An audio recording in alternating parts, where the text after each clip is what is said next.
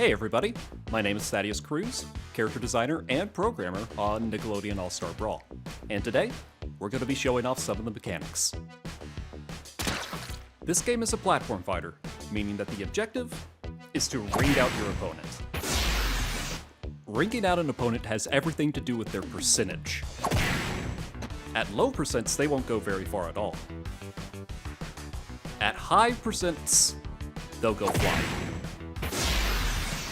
You won't want to go all out to begin with. You'll need to start out with light attacks. Light attacks are the options you use to build percentage.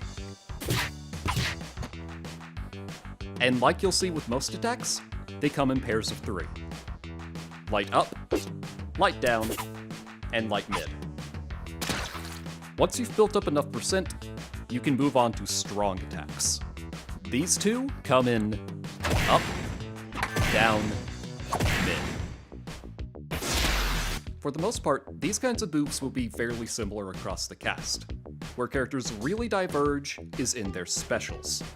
Just as before, they come in 3 flavors: mid, up, down. These principles extend to the air as well. All characters have 3 light attacks in the air, 3 special attacks in the air, and 3 strong attacks in the air. In regards to strongs, the direction you choose determines the interaction with other strongs. Down beats mid and causes a stagger. Mid beats up and causes a turnaround. Up beats down and causes a spin out. The primary exception to the directional system is in the form of dash attacks. Once you build enough speed on the ground, you will see a dashing effect.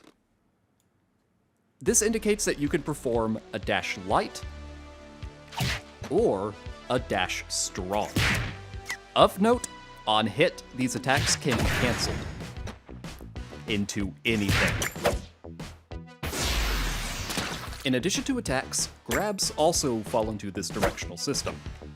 Or more specifically, throws. While holding something, you're able to move around freely, and if you're on the ground, get a jump out. What's more, you can actually grab in the air, even after a double jump. And just like the ground, you could throw in the air. Guarding in this game is indefinite. There is no penalty for holding it down. Instead, the penalties come in the form of being pushed back. If you reach a ledge, you enter teeter. If you're hit again in the space, you can be punished. A guard can become more effective by either timing it to the hit, or by holding in the direction of the attack. Doing both initiates a perfect guard, where you can react immediately.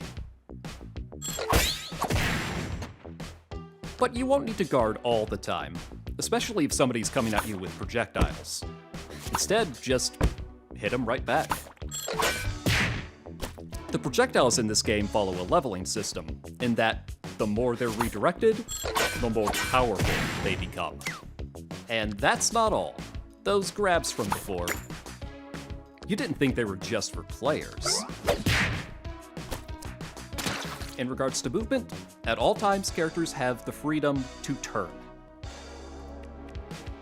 Both on the ground and in the air. This turning system can be locked by holding strafe.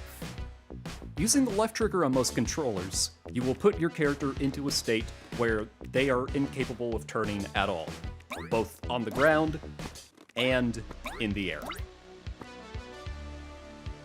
The benefits of not strafing include being able to do all of your aerials in multiple directions.